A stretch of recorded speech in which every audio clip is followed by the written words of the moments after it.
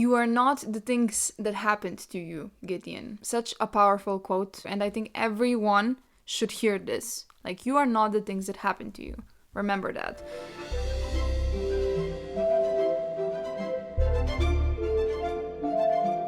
Hi guys, Nina here and welcome back to More Than Fiction. So today we're discussing The Heartless Hunter by Kristen Ciccarelli in the Crimson Moth duology. I'm so excited about this. Recently I did an episode about 25 books I want to read in 2025 and this is one of them. And even at that point, I was thinking of making an episode about it because I've heard so many positives about this book and I had some expectations. Okay, they weren't too high, but I had them and I'm glad that I was not disappointed. I'm so happy. This book really did it for me. I couldn't stop reading. I couldn't look away from my Kindle. I was so invested. I remember like this one moment I was just reading in this like action-packed scene and my mom interrupted me and I literally screamed at her. I was so mean actually. I'm sad about that. I apologized of course, but I was just so invested. I couldn't handle anyone even disturbing me, in my reading. It was amazing. It's an enemies to lovers story. It has a fake dating trope. Just all the good things, It's so cute and so good. The way it's written, I love it. I highlighted so many quotes that I loved. Half of this episode is probably going to be about the quotes that I loved, so be ready for that. Also, this is going to be a spoilery episode, so if you haven't read this and if you're looking for a spoiler-free review, this ain't it. Also, I'm a character-driven kind of a reader, so I'll be probably focusing on the characters, and throughout the characters, I will also be talking about the plot, This is basically like a discussion among friends kind of a vibe. It's like, I imagine I'm talking to my friends about a book I love. It's not structured, it's just all over the place. Be prepared for that. Also, before we start, I would love it if you could rate my podcast, if you could subscribe. It helps, it's a good thing for the pod, for its discoverability. So yeah, and now without further ado, let's dive into The Heartless Hunter. In this book, we follow a girl named Rune. And pretty soon we realize that Rune is a witch who betrayed her grandmother because she was also a witch in this new republic, witches are hunted, which is very unfortunate. And her mother was basically like burned at the stake, you could say, and it was all Rune's fault. That's at least what she explains to us. And of course, we know from the beginning that something's up, and we soon find out that Rune betrayed her because her grandmother loved her, and if she didn't, they would both die. And her granny didn't want that, so she basically told Rune, you should do it and save yourself in a way. And that's what Rune did. And when she did that, she was basically praised as this witch hater, like very loyal to the Republic, above all else. At the end of the day, who betrays their own grandmother? A person who really, really hates witches. That's the logic, right? And, even reading that sucked. And it, intrigued me immediately. Rune's character was immediately someone that I wanted to understand and know more about. Because living like that sucks. Okay, the fact that she basically had to pretend that what she did to her grandmother was something that she wanted to do, and that's how she feels about all witches, and her entire life was an act. And reading that was shitty, that she couldn't for 1 second actually be who she was. And also in regards to her grandmother, it was really bad, when she was describing what happened, when we were getting basically flashbacks of what happened.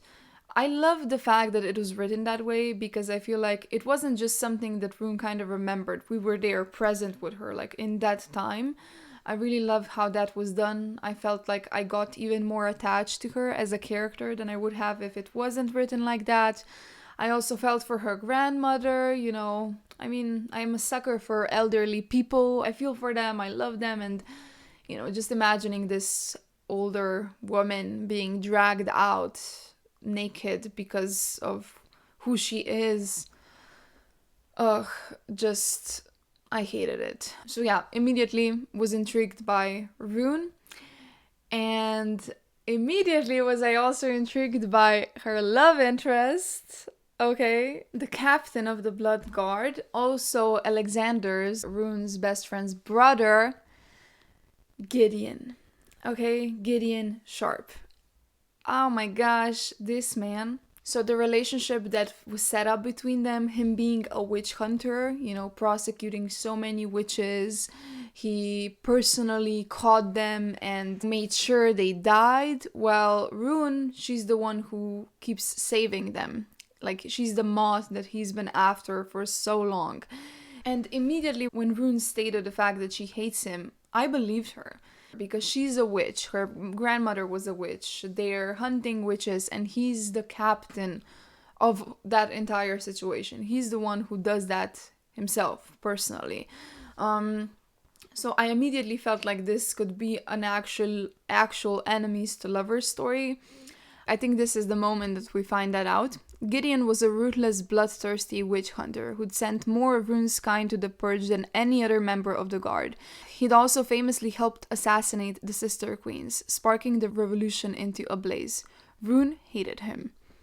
And this hate made sense. But of course, Gideon's story is far more complicated than that. He used to work for the Witch Queens, the ones he murdered. And they were actually pretty bad people. And the youngest one, Cressida, she tortured him. And we kind of realize that early on when he's showering. I think it's like the first chapter we get from his point of view. And this is what he says, well, what he thinks. Meaning he thinks about the brand that he has on his skin, on his left pectoral. So a rose with knife-like thorns half enclosed inside a crescent moon. Her brand. Despite the heat of the shower, Gideon shivered. The youngest sister queen might be dead, but she'd marked him forever. So here immediately I noted, okay, so she basically tortured him, and he had good reason to kill her and her sisters. And honestly, the story we find out later about it is even worse than I thought, and I'm gonna just state it right now. Like I said, this is a spoilery episode and it's gonna be all over the place. So basically, she thought he was cheating on her. They were a thing. Of course, it wasn't really consensual because he realized very fast that she's not a good person. And yeah, she thought he was cheating on her, so she made him sue her these roses. His mother was a seamstress, his father was a tailor, so they taught him everything they knew, I guess, and he used to sew this like roses or flowers or something, and she wanted I don't know how many, like more than he could have made in a few hours. And of course, when she didn't get all of them, she basically closed his little sister in a room and she died there because she was really sick. And once his sister died, his mother drowned herself and his father hung himself. And honestly, reading that, I just couldn't. So much loss in such a short amount of time. And Gideon, I feel like, is such a tragic character in a way. Later on, he kind of sacrificed himself for his brother so that his brother also didn't have to endure what he did. But we'll get to that later. As much as I did like Rune, I was kind of annoyed at her at times for not figuring things out sooner. For example, so listen to this. Rune knew Alex had helped kill the youngest sister queen, Cressida Roseblood. He never spoke of it, except to say that he had done it for Gideon. Like, okay, sure, she obviously hates Gideon. She might think, okay, maybe in her head, that Gideon kind of forced Alex to do it because he just hates witches so much. But, there must be a reason why he hates witches. I guess what I'm trying to say here is, why did she never, dive deeper into that? Like, why didn't she ask herself a little bit more about the motivations? And I understand why she didn't ask Alex. She probably didn't want to push him. She noticed that he doesn't want to talk about it. But there were also so many times in this book when Gideon said something that insinuated that the sister queens weren't that good, or that something really bad was happening to him. And Rune, she was like, what does he mean? And then she just stopped thinking about it. She didn't think further. It didn't even really cross her mind that they might have been torturing him. It just happened at the end of the book, and the fact that her best friend, who isn't really a killer, who isn't violent, decided to murder a girl in her bed, it just doesn't make sense to me that she didn't think of the possibility that the witches might have been bad and that they might have been doing shitty things to him and his family. So that was really annoying, actually. It kind of pissed me off. And anytime Gideon said something like that, and she was just like, what does he mean? And then she didn't think further about it. For example, this. But several pieces of the story were missing. It started when the queens employed the sharps. Somewhere in the middle, 3 members of their family died. And by the end, Gideon and Alex had slain all three queens in their sleep. What connected these things? And I basically just highlighted this and was like, question mark. How can what connected these 3 things? They were employed, they lived with them, and then they killed them. What? Because they were bored? Girl, And that, when she says that, what connected these 3 things, that's it. She stops thinking about it. I was kind of, girl, come on, like, put 2 and 2 together, because she's supposedly not a stupid character, she's not stupid. And I know she had other things to do. A lot of the times when she kind of didn't think further about it, it was because she started thinking about something else. She had to focus on the present thing that was happening, on the task at hand. And fine, I guess I understand that explanation. But I don't know, that just kind of pissed me off. She got so many hints about some shitty things that were happening in regards to Gideon and the sisters, and she just didn't grasp it at all. And yeah, I just love this relationship between Gideon and Rune, this back and forth that they had going on. It was so interesting to read, because Rune kind of knew that Gideon is probably trying to catch her, that he's probably... at first he was not interested at all. She tried to charm him with her beauty and, the things that normally worked on men in that society. And it didn't work with him. Like, it didn't work at all. And she was just so stressed about it. She didn't know how to... Like, she had this process, she knew exactly what to do to get information out of these guys that she was dating in order to get information, right? And Gideon, he was so different. He didn't care about, like, of course he noticed how pretty she is, but he didn't really get fooled by that, He wanted more out of a woman, like a proper conversation with an intelligent person, not, the stupid things that come out of her head. I loved how good of an actress she was, She really appeared to be this bratty heiress who cares about gossips and nothing else. And since he had this kind of a presumption about her, of course he wouldn't be interested, and he just shrugged her off. So, yeah, immediately when he started showing interest, that was suspicious. Why now? Why did he change his mind? And it was like, of course she knew, but at the same time, she kind of started fancying him eventually, and she also needed information out of him. So she had to play along, because she had like this chance of maybe putting a spell on him so that he tells her what she needs to know. It was just such an interesting read. And the same for Gideon. Like I said, he thought she was this heiress. All she cares about are dresses and gossiping and shit. So he had no interest in her. But then he found out that one of the witches that escaped was actually hiding on one of her ships. And a thought finally clicked. What if she is the Crimson Moth? The witch that's saving other witches. Kind of like Robin Hood, right? And he really wanted to catch her for the past 2 years or however long she was doing that. So he needed to try, and he needed to seduce her. And it was so interesting because he couldn't believe that it was her, because the version of Rune that he knew was just this petty little girl who has no brain cells, actually. So how can she pull something like that off? But at the same time, if she is the Crimson Moth, of course it's her, because like she's hiding in plain sight and she's putting on a great show to confuse everyone and, to make them believe that it's not her. So it was just such an interesting thing to read when you were in his head and he was like doubting everything she said. For example, that one time when they were drinking wine and she offered him a glass of wine, and when he didn't take it, she drank from the other glass because the one she offered him was drugged.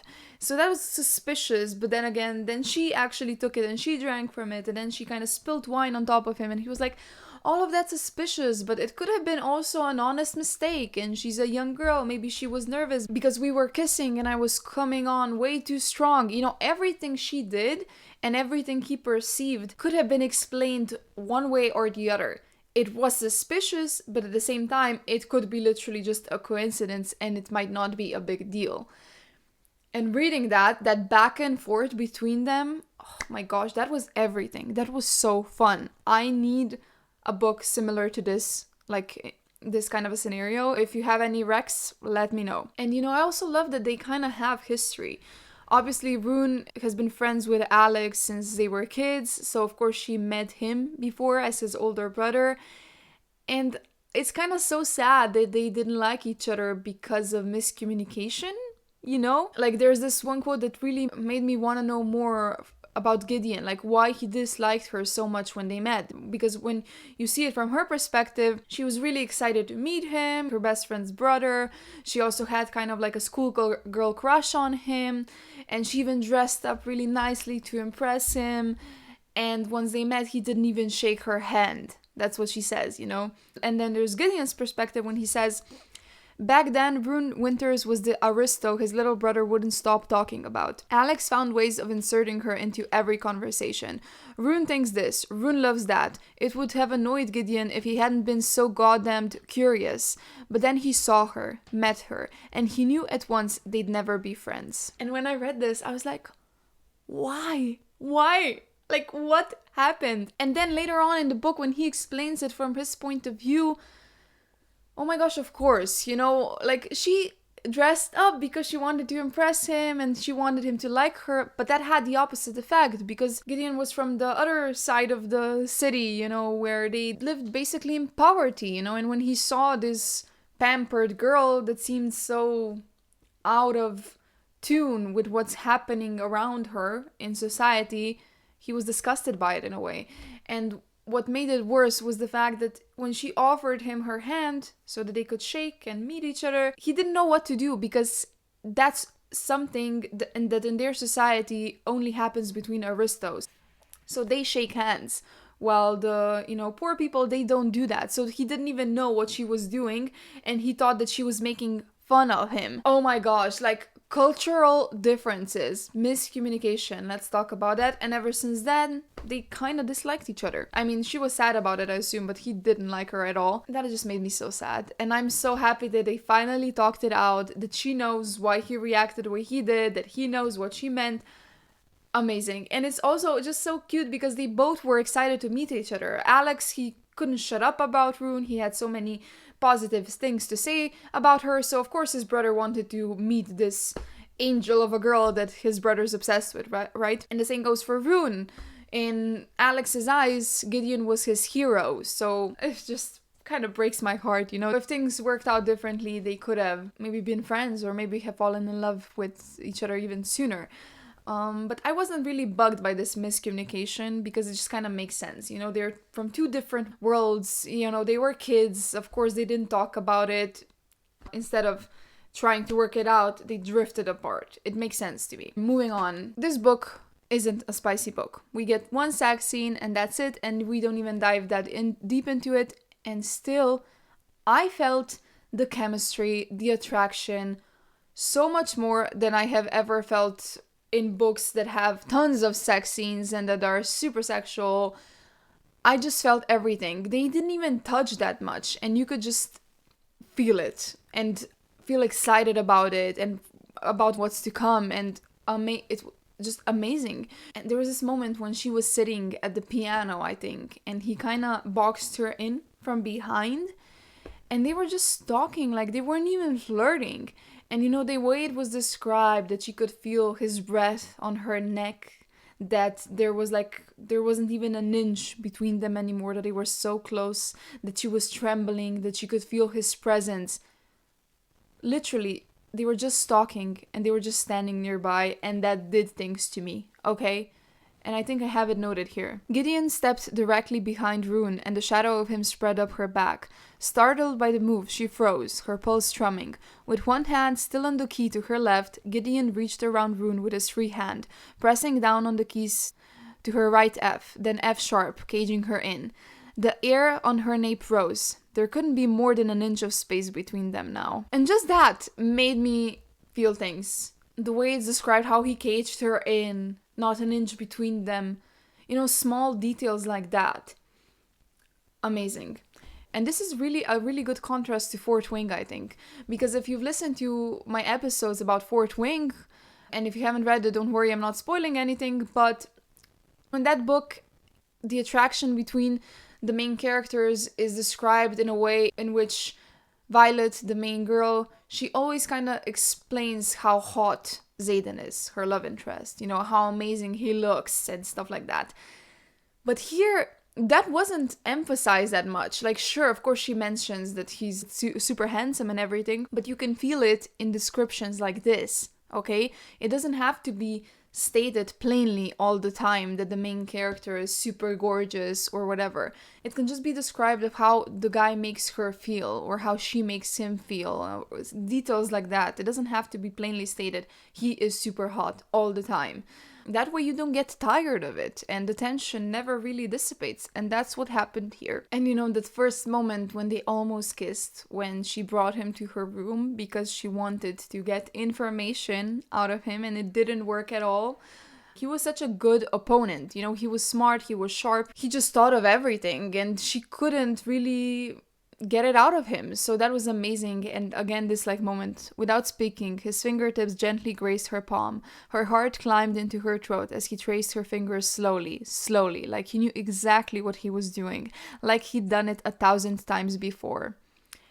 And you know this, you don't have to tell me how hot he is. Basically, when you explain it that way, like he'd done it 1,000 times before, like he's so experienced in the way he touches her, just the right move. You know, and stuff like that, just small things. He didn't even kiss her in that scene. He didn't even go under her shirt. You know, just small touches here and there on her arm, on her like collarbone, and that's it. And he was such a gentleman about it too. He asked her if she wants to go back to the ball. You know, he really wanted to make sure that she wants this. And it was so cool because he hated her. He disliked the girl. She was a bimbo in his mind. And there was also a possibility that she was the Crimson Moth, but still, she was pretty and he couldn't help himself. And even that was interesting, how the fact that she might be the Crimson Moth intrigued him, because that would mean that she's not just a bimbo, that she's actually intelligent and that she's mysterious and that there's more to her than what he thought. And that intrigued him because she intrigued him. So it was such a kind of like a win-lose situation, no matter how you spun it. She can be a bimbo, and in that case he won't like her because, well, what conversation can they even have if she's not quite there, you know? But if she is the Crimson Moth, and okay, that means that she is far more intelligent than he gave her credit, but that means that she's the Crimson Moth, you know, a witch, and he hates witches because he thinks they're all the same, which kind of sucks. But and this was such a cute moment when he told her, "Your laugh is like a fuse. It lights you up." Rune's heart thudded. No one had ever told her that before. I mean, so cute. Okay, now let's step away from Rune and Gideon for a second. And Rune's best friends, we have Verity and we have Alexander. And Alexander, I knew he was a ride or die immediately. And when we find out that he still helped her once he realized that she was a witch, instead of turning her in, she stared at him in disbelief. "If they find out, they'll kill you too." He smiled at her, tucking a loose strand of hair behind her ear. "They can go right ahead." Rune flung her arms around him, clinging tightly. He pulled her close, holding her for a long time. It was there, in his arms, that Rune realized for the first time she could trust Alexander Sharp with her life. Goosebumps, guys. That she could trust him with her life. Adorable. Alexander, he's such a good friend. He did kind of annoy me somewhere in the middle of the book when he was having a conversation with Gideon, and he basically told him something in the lines of that Gideon isn't the type of man for Rune, or something like that. Gideon knew precisely what Alex meant. People like him were damaged, dirty. People like him don't belong in the ballrooms of people like Alex and Rune. His fists coiled. "That so?" "Yes." Alex's golden eyes flashed like electricity. "Enlighten me. What type of people do girls like Rune end up with? Men like you?" Gideon raised his fist. Men who stand on the sidelines, pining in the shadows, too afraid to go after what they want? Have you gotten so used to being handed everything in life that you think she'll hand herself over to you too? Oh my god. What a burn, huh? I mean, like I said, I love Alex, but he deserved this. He deserved it. Okay, and I feel like it was also it also was true, you know? Stop being jealous and pining over her and just say something, do something. But even after he said this, Gideon is such a good person. He loves his brother so much that he immediately felt bad about it. Like he shouldn't have said it. Like he's aware that he has good reasons to snap at Alexander, but at the same time he shouldn't because Alexander is the bigger man, the better person or something. I hated to see that Gideon's self-esteem was really low, like really, really bad. At points you were even wondering, was he really bugged at Rune for being spoiled and for gossiping? Or did he just think that he would never be good enough for a girl like her? And that's why he didn't even try to see if there's something more to her than what meets the eye. And that just sucks. So when Alexander said that to him, that Rune would never go for a guy like him, it just hurt his self-esteem even more. And I was just mad at Alexander for telling him that. Especially because Gideon did everything for Alexander. He sacrificed himself. Like he was suffering for years in that house with Cressida and her sisters, just so that Alex didn't have to. Alex had it easy in a way. And of course, Alex then came back and he helped Gideon get back to his feet because, for a while there he was drinking and doing drugs, getting into fights. And Alex, came back and he really helped him. He didn't want to go back to college. He stayed there with him. And of course, I love it. I feel like if it weren't for Alex in that moment too, Gideon wouldn't have seen the light, But still, Gideon really did everything for this guy. He doesn't deserve that shit. At the end, it was pretty obvious that Alex was always tortured by what happened to Gideon, that he always felt bad because he essentially sacrificed himself to save him. And in that moment, like, you knew. If you didn't know before, you knew that Alex felt bad about everything and that he knew that his brother sacrificed everything to help him too. So I wish Alex didn't die. He was lovely. He was such a good friend, and his dad really did kind of make me sad. I cried. I shed some tears, and yeah, he didn't deserve that. It sucked. And the fact that, Gideon's and Alex's relationship ended the way it did. Gideon was so sure all the time, like this entire book, that Alex would never betray him. That if Alex knew that Rune is the Crimson Moth, he would tell him. While Alex was actually helping the Crimson Moth all along, which is crazy. And, I can't wait for the moment in the second book when Rune explains this to Gideon. When she tells him that Alex never wanted to take sides, that when she asked him to spy on Gideon, he always refused, he didn't want to. I just can't wait for him to understand, because right now, in this moment, Gideon probably feels so betrayed. And even when when Alex was dying, he wanted to go to him, but then he saw that Rune was there, and he was like, of course, he wouldn't want me there, he wants her there. Where that's not the truth at all. Like, Alex actually told Rune to tell Gideon that he loves him. He, even in his final moments, he was thinking about him, and he probably felt like shit for betraying him and stealing that key and all of that. It was just awful. And the fact that Gideon had to take him in because he was a witch sympathizer, oh my gosh, he didn't have a choice. That was so hard to read. Like, such a tragic story, if you ask me. Like, such a tragic story. And, even with Alex, he finally proclaimed his love for Rune. He told her that he loves her and that he wants her to go with him so that they can start a life together. She actually said yes, which again was kind of impulsive. She was mad at Gideon. But, when Alex kissed her, she said that she felt a spark and that there was a chance that something could be there. And I could see that, I could see it. He was her best friend, but she always noted that he also was like a good looking guy, and maybe, yeah, if they gave each other a chance, something could grow out of that eventually, and it probably would have. So yeah, reading that last chapter when he was dying, it was so sad. This is like the part that really broke me. He would never finish his studies now, nor write another song. His music would no longer fill any halls, luring Rune to him. She would never again step into his arms and know she was safe. Never sit beside him at the opera or the symphony. Never stroll the streets of Kalis at his side. He was gone. That was just sad. Like, reading that he would never do this, he would never be that. Like, it's so sad because that's what that is. It just stops you in the middle. Like, he had so much potential as a musician. He had so many opportunities to thrive at what he does, at who he is, and all of that is just gone now. And the way that was written just made me so sad. And this is the moment that I think I completely lost it and just started sobbing crazily, like insane. Rest in peace, Alex, right? When it comes to Verity, I kind of immediately knew that something was up with her, just because I feel like we got such a very well-developed relationship between Alex and Rune. You know, sure, they knew each other a little bit longer, but still, the way it was described, I felt so much more emotional about their friendship than I did with Verity. And I was like, why is the author not giving Verity the same courtesy? Why am I not feeling attached to her? You know, I was never that invested.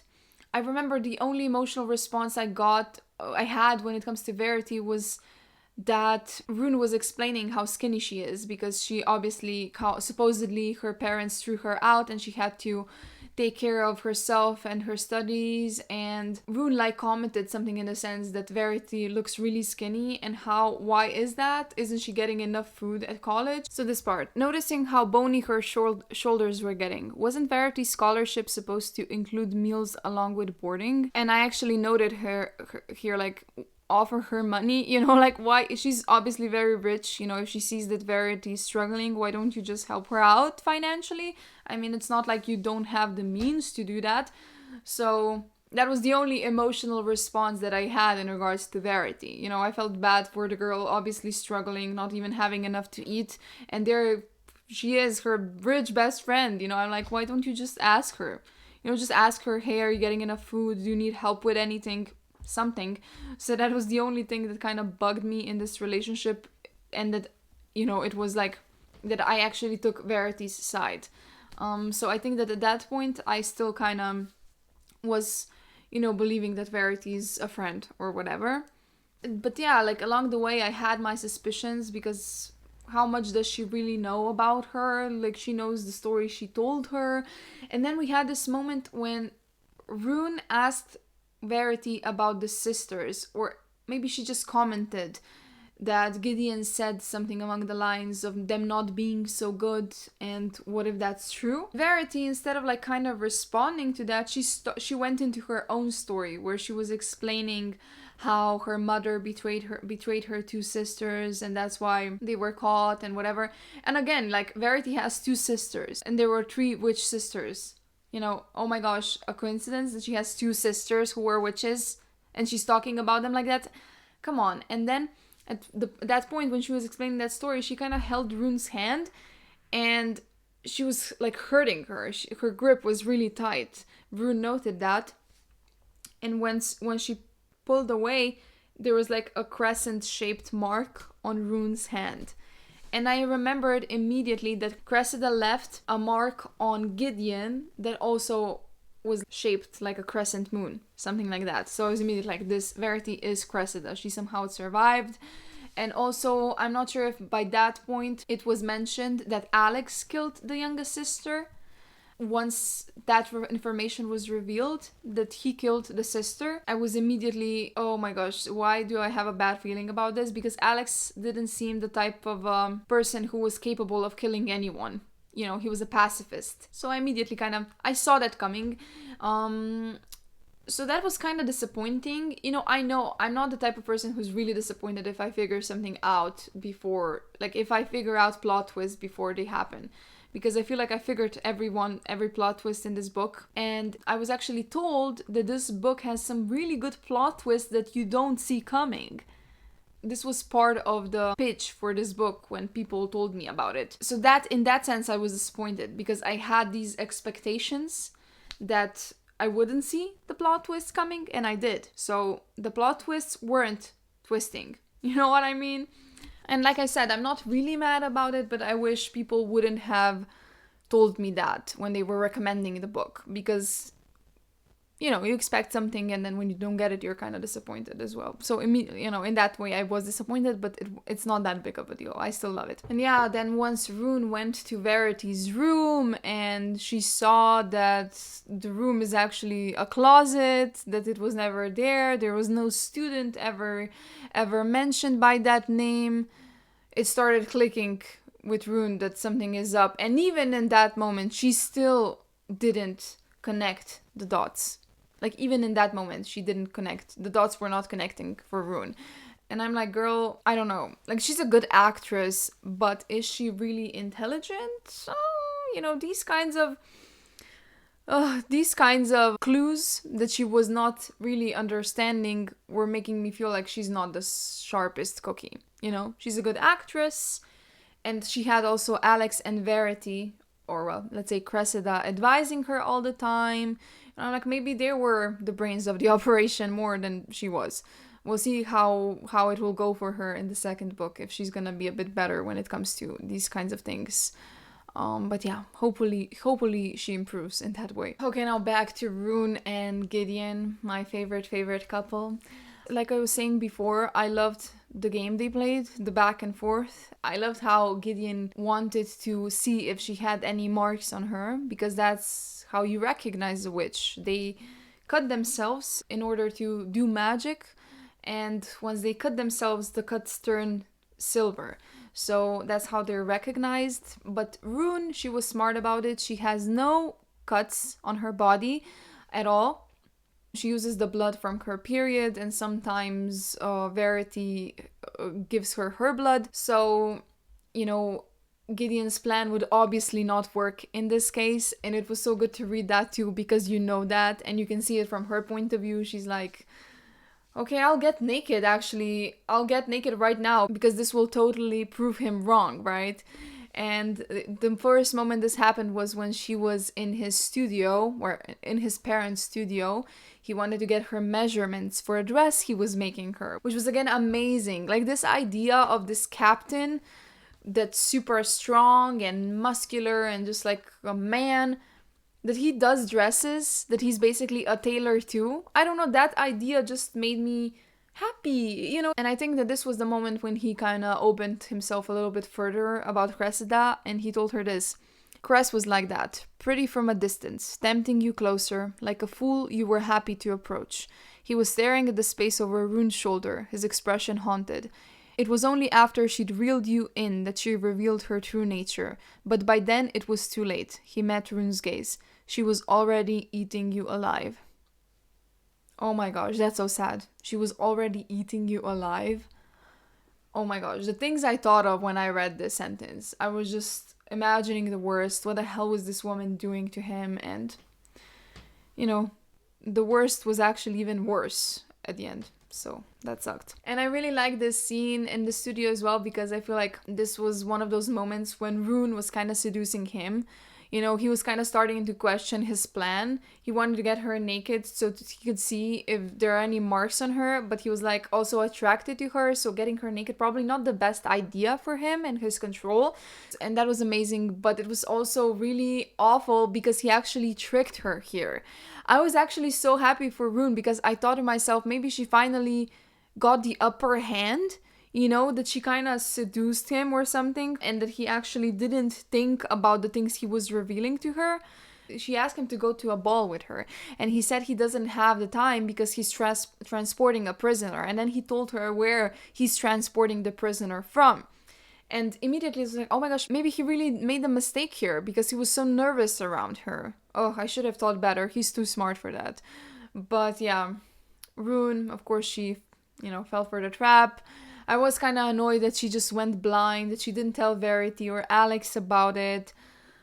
Oh my god. But yeah, that was so good. I love the fact that that happened. I felt like it was also well written. It wasn't that unbelievable that he didn't see her face, like not even once, because it was so dark there. She had her hood on. So I'm so happy, because in that moment when he caught her in his trap, I was like, the hell is going on? Like, We are not at the end of the book yet. How will this work out?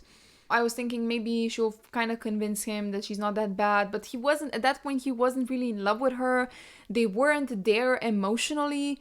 They needed more time. So I was so confused as to how this is gonna end. And yeah, she managed to escape. Amazing. And even that, you know, when she got to the ball, he was like, well, if she's not there, I'll know. If he was actually so sure that he's gonna arrest her. But then Alex kind of, again, confused him because Alex told him that she came with him. And Gideon's trust in his brother was so blind that he literally didn't even think that he might be lying to him. Alex would never. And that was so sad to me, if I'm honest. He believed his brother so much. After everything we went through, he would never do that. But then you think about it and you're like, Alex didn't really go through all of that. You did, Gideon, you know? That's why Alex isn't as hateful. You know, he wasn't there to see everything that happened.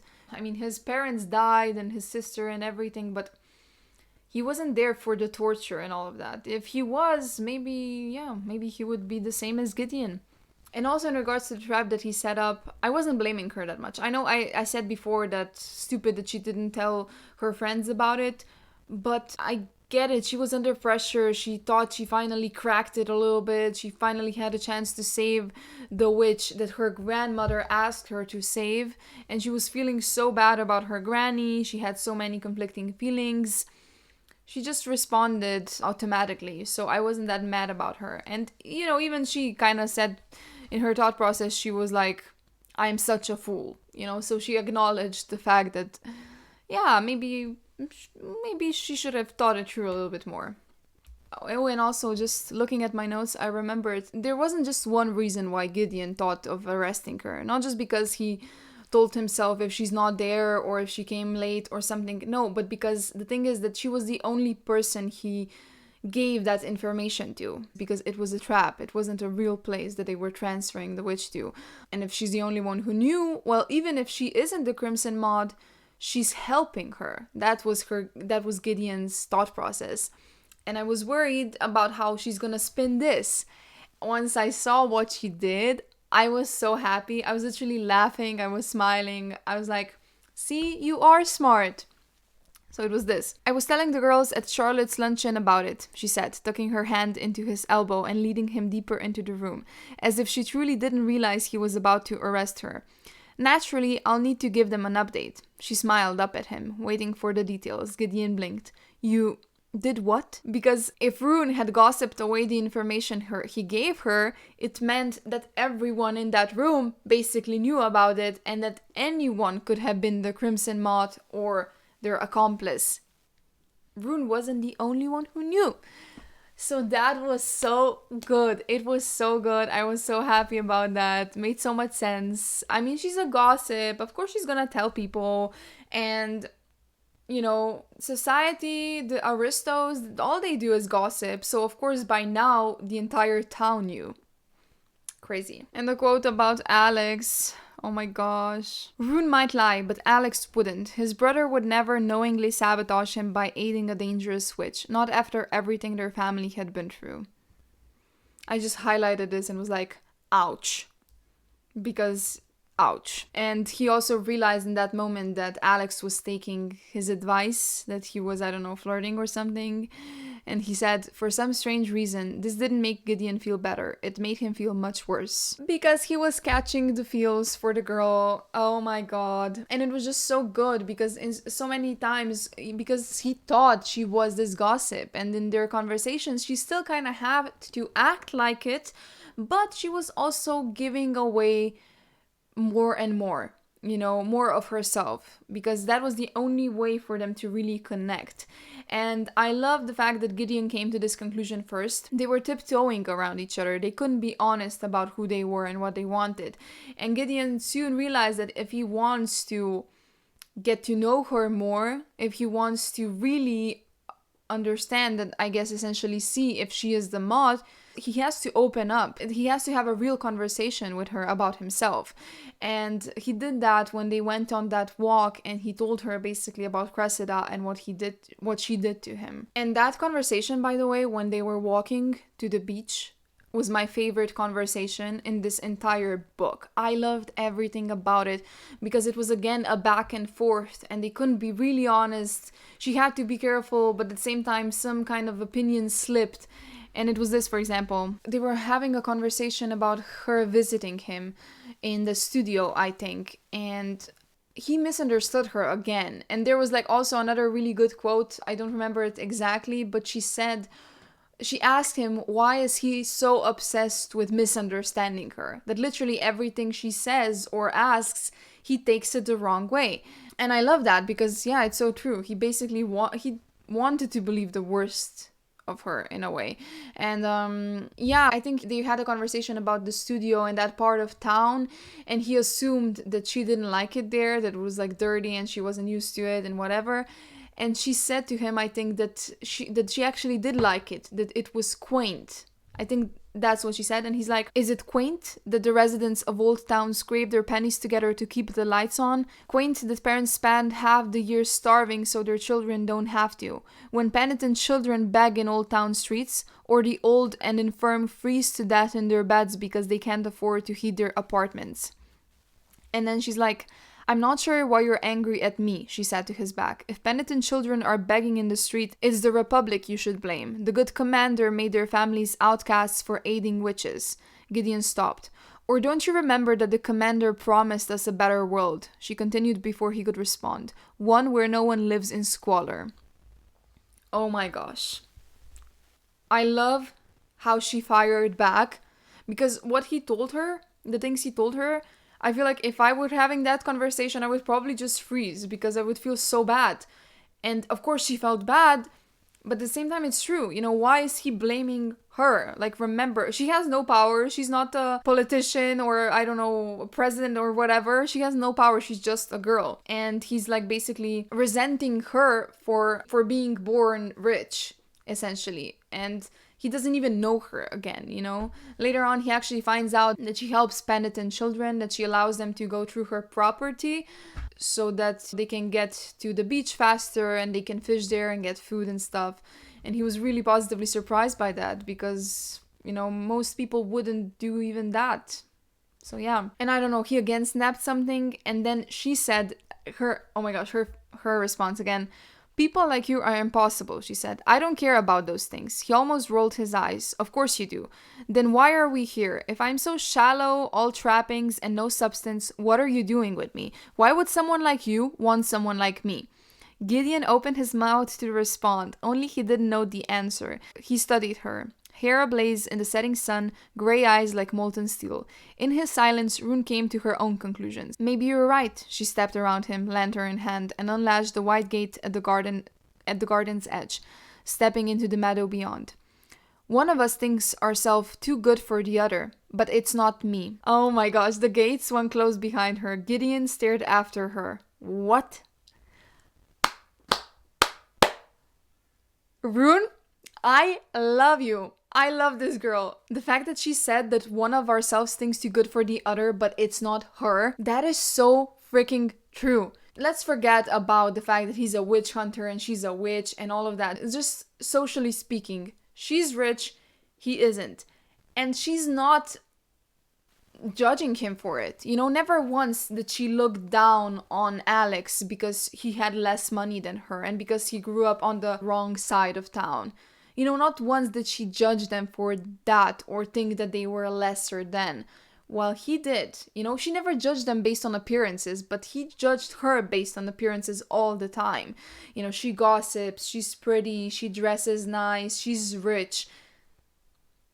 And that fucking sucks. And it sucked, you know, and you kind of get it, of course, when you're in his head, but she never once did that. And it was so good that she put him in place here, and she was like, you're the one who's judging me, you're the one who looks down on me because of who I am and because of where I live and the fact that I was born on the right side of the tracks. You know, none of that is her fault. So yeah, I loved how she challenged him and really made him see things differently. And even at that point when his boss, I forgot his name, the one that also saved him from alcohol and all of that, the one that initiated a rebellion, he wanted to do a curfew and investigate whenever there's like reason to believe that a witch is in a house, that they would just barge in. But Gideon, he was like thinking that maybe that's not the best idea, that maybe they should also tread lighter and give these people, the residents, the benefit of the doubt, just like Rune is doing with the kids that she allows to cross her estate.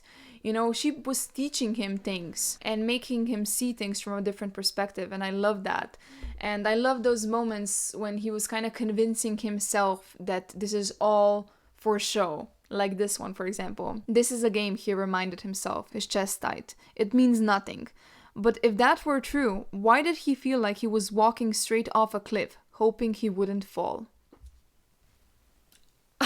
The writing, guys.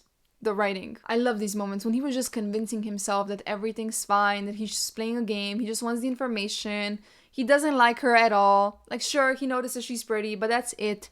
And the same for her. She was also playing him, and she also was thinking the same things. It was amazing when she was realizing that she likes this guy way too much, that he has some kind of a power over her.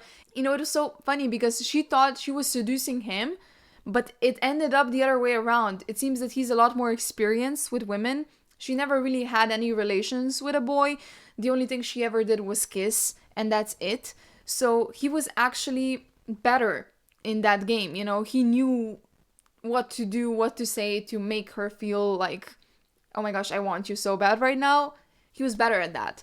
So it was so funny to watch that, you know, because you would think, of course, the woman is gonna seduce the man with her charms and everything, but the reality was that she didn't really know what she was doing, you know? Everything she was doing before with the other guys, it was basically textbook. And here it is. The first moment she realizes, after he tells her about his parents, what happened to them, she's like, she tried to remember the part she was playing, but the protective mask she wore was slipping fast.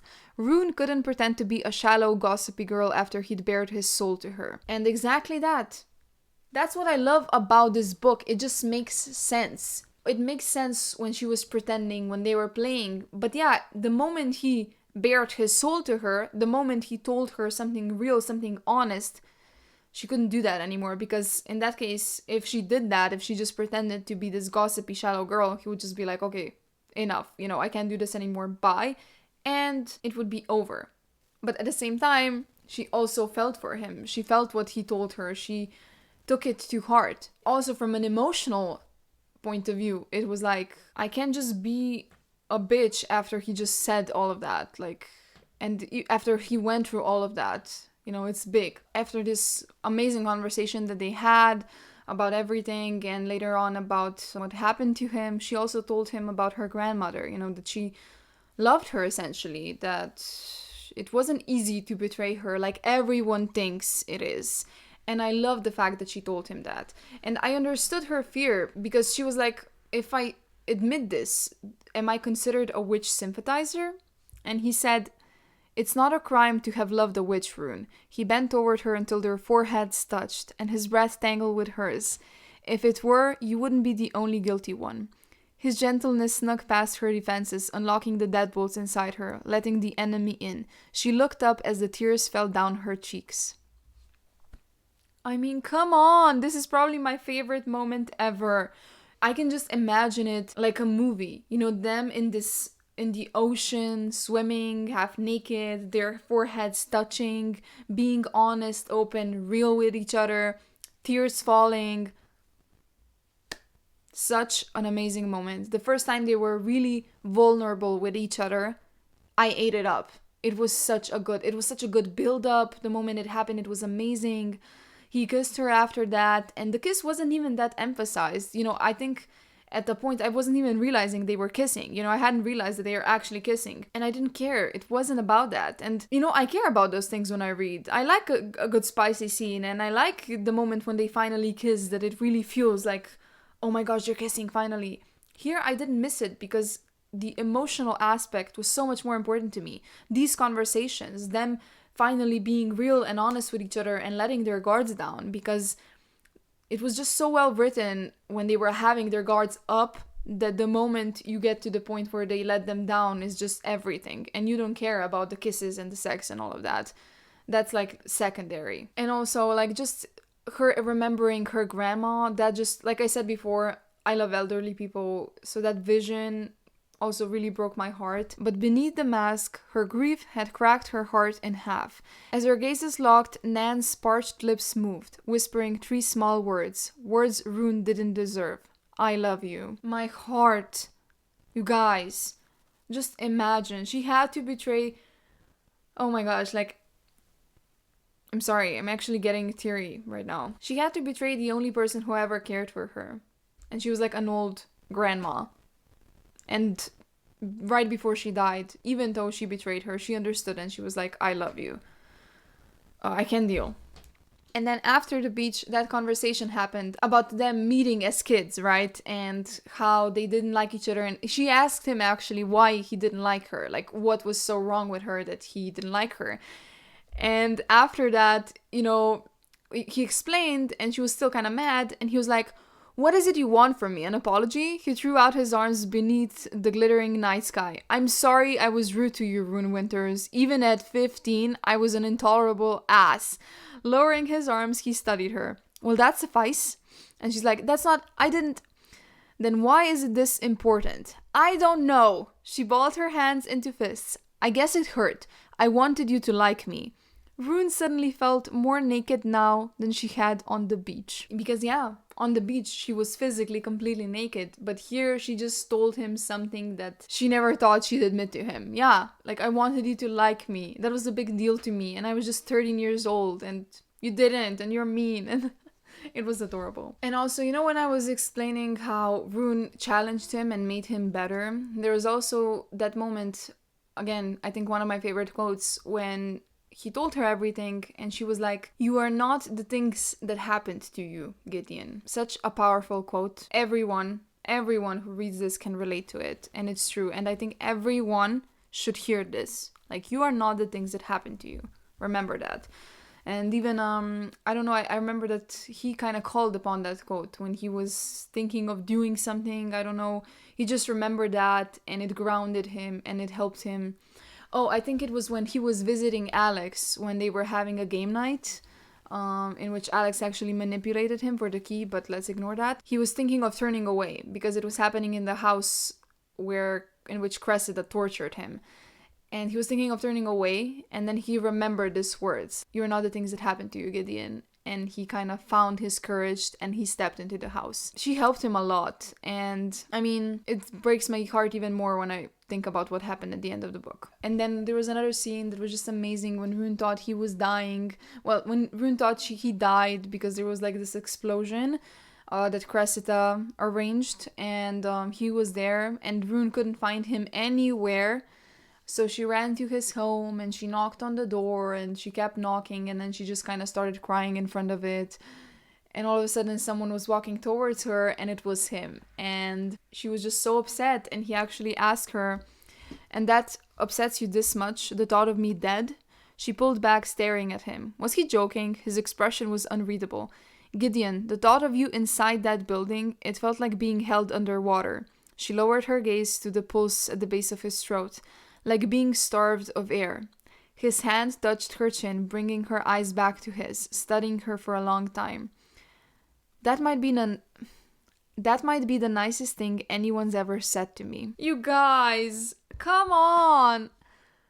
Amazing. Like, the writing, the quotes, the moments in this book are everything. And like this, she was like a deer making eyes at the wolf that wanted to eat her for lunch. Stupid deer. Stupid dear indeed. And yeah, after that, when she realized he was alive, they slept together for the first time. It was her first time ever. It was amazing. And the way she described it, it was also really beautiful. She said that it was like 2 souls fusing into one, like a kind of magic. And after she said that, Gideon grinned. Rune had never seen Gideon's sharp grin in her whole life. Were there other ways to make him light up like that? She wanted to find out. The only wish that I have in regards to their relationship in this book is that we got more of these moments. that we got at least 2 more moments of them being happy and clueless about, what's going on, just chilling in bed, kissing and laughing, grinning, all of that, because soon after this, everything goes to shit. She basically overhears Gideon talking to his friends about how he just used her, and of course she's upset by that. Later on, she does kind of admit that she's being a hypocrite. I mean, she used him too, if you think about it, and she was doing the same thing. She also lied to him and everything. But it still hurts, of course, and she accepts Alex's proposal as well. And then there's this one night when Gideon comes to apologize, and he actually overhears her and Alex, and that's how he finds out the truth, that Rune is indeed the Crimson Moth. So that was just awful, because how we find that out is that he traps her. Like, she thinks she's meeting him to clear the air and to return the gift he sent her. She's also planning on escaping. But no, yeah. He traps her and he basically arrests her. Everything about it is awful. Like, I wish he didn't do that. I wish he gave her the chance to explain herself before he told his freaking colleagues who she is. I mean, I just don't get it. Like, at that point, he was already in love with her. He was aware of that. And yet he still, just did it without thinking. I mean, come on, there's more to the story, Gideon. Didn't you, learn that by now? But in his head, I guess he just thought that she was fooling him all along. And then once he trapped her there, he also saw that she has Alex's ring around her neck, which means that she's basically engaged to him. So of course that looks all wrong, that she just accepted his proposal. So in his head he's probably like, so she never really cared about me. She wanted to be with Alex all along and she just used me. That's just another slap in the face, another confirmation that he's right. So even if there was a slight chance of him hearing her out and maybe helping her, it was gone once he saw that ring around her neck. Just everything was so bad. He also felt betrayed by his brother, who later on died. Everything was just so bad. But at the same time, something good came out of it, and it's the fact that because of this entire situation, Rune kind of forgave herself for what happened with her nan. And this is what she says. Rune swallowed the lump in her throat and glanced up at the boy beside her. I forgive you, she thought. Perhaps that made her a fool, but what did that matter if this was the end? In forgiving him, a strange thing happened. Rune found forgiveness for herself too, for what she'd done to Nan. So, everything's good for something, right? And, I mean, at the end of the day, she didn't die, and, the fact that she forgave him, and that was the last thing she thought when she looked at him. And this moment with Alex, Gideon waited for the bullet, welcoming it. He hoped that would come swiftly, except the bullet never came. When the gun went off, his brother stepped in front of it. I screamed when I read this, guys. I literally screamed. My throat was hurting. I didn't care. It was just, what the hell? At this point, I didn't like the love triangle. Maybe I would have liked it if it weren't between two brothers, if they were just strangers or something. But the fact that they were two brothers in love with the same girl, that's not good. So I'm glad that the love triangle is over, but I wish it would have been different. Maybe that she refused Alex's proposal and he went off into the sunset to live out his dream, and that this didn't happen. I don't know. Maybe that she caught the bullet or something, but at the end she would have lived because Cressida or someone would have healed her. But of course we need attention for the second book, because we need them at this point where they think that they still hate each other or something. Well, she kind of knows better, but he hates her, he distrusts her. So yeah, the love triangle was it made me sad, and I'm sad that Alex died. I wish things would have turned out differently, but I am excited for the next book. I have no idea. I did not read anything for the next book, by the way. I don't know what the premise is or anything. I don't know how they'll come together. Now she's traveling away with Cressida and the witches. They're starting a full-on rebellion, which good for them, but and another thing when it comes to Gideon, not only is she engaged to Alex, his brother is dead and he betrayed him, but also the fact that in his mind, they betrayed him with Cressida. They worked with Cressida all along, even though they knew what she did to him. You guys, that's awful to be in his head right now, to be in Gideon's head right now, to be Gideon. Awful. So I just can't wait for all of that to be cleared, and I hope it's not gonna be at the end of the book, that until the end he's gonna think all of these. I mean, of course, it's gonna progress probably little by little, but still, I am worried. I really hope, that it doesn't happen that late in the book and that they have more moments together, like tender and romantic and beautiful moments. And I actually kind of wish this was a trilogy. I kind of am sad that it's just a duology. I don't want this series to end. And I feel like it would work best as a trilogy because in the second book, there would still be, I guess, some kind of a tension, negative connotation between them. But maybe by the end they would resolve it. And then in the third book, they would just be working together as partners. And also, they have, like, this is a whole revolution. It's bad if the guard is in charge because they keep killing witches and doing massacres, which is not okay. But if Cressida becomes queen again, it's gonna be an even bigger massacre. There needs to be a balance, and I'm just curious how this is gonna happen in like 2 books, that it's gonna come to the point where everything is as it should be. I hope it's not gonna be rushed. I'm worried, and I hope the second book is longer than the first one because I actually need more of them. I need more of this story, and please, let's hope it works out for the best. And I can't wait for tomorrow. Tomorrow it's released. Currently, I'm reading the Book of Azrael.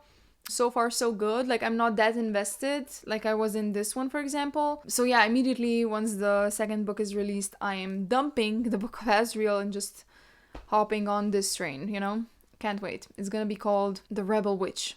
Yeah, that's it for this episode. I don't think I have any theories when it comes to the second book. I mean, I theorize, I guess, that they will have a happy ending, that they will defeat Cressida, they admit their love for each other, and all will be right in the world. Like, there's not much to theorize, I think, when it comes to these books. Hopefully, if there are any plot twists, that they're more twisty, but I'm not expecting that much in that regard. So even if it's not the case, I won't be disappointed. And yeah, let me know, guys, what your thoughts are, how you feel, what you think. And next week, I'll probably be coming back with a new episode, which is The Rebel Witch. Unless I hate it. I mean, not if I hate it, unless I'm indifferent about it. If I don't like the book at all, if I'm just like, this sucks, it's nothing special, I don't know. If I don't have much to say, I guess I won't be doing an episode about it. But if I have lots to say, like I had right now, then of course I will. So stay tuned for that. Please subscribe to my channel. Give me a rating if you like the podcast. And also follow me on Instagram and TikTok. And yeah, that's it. See you next week. Bye!